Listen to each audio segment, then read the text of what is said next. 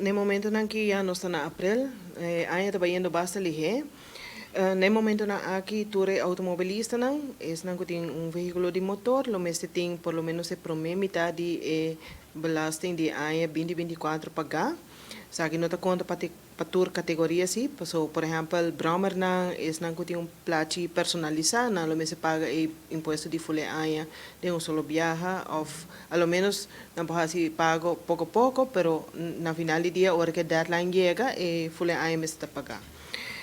En maioria sim, te paga mitad año, después outra mitad año. Of não tinha possibilidade para fazer isso. No momento na aqui me tenho visa foi januário, durante o mês de januário, nós chega 90.000 número de auto registrar. Agora que não, nós na abril, nós temos 90.191 número registrado para veículo de motor de diferente categoria.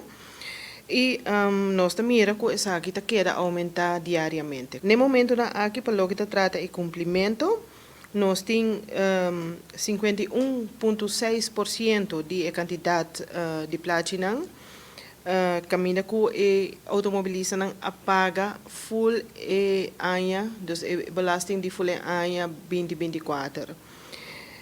Também nós temos parte, 28,9% que apaga metade ano, de ano 2024, denan dos e cumprimento chega a 80,5%. Que nós está satisfecho com isso aqui, se nós está na 80% ou afgerond 81%, nós por visa que o cumprimento está indo em boa direção. Nós temos quantidade de orinan de 72.560 número que tem pago ribanang. Então, se paga full ano ou paga metade ano, pero tem pago ribanang. E esse é desenvolvimento hobby positivo, porque nós chega, nós estamos quase 81% de cumprimento.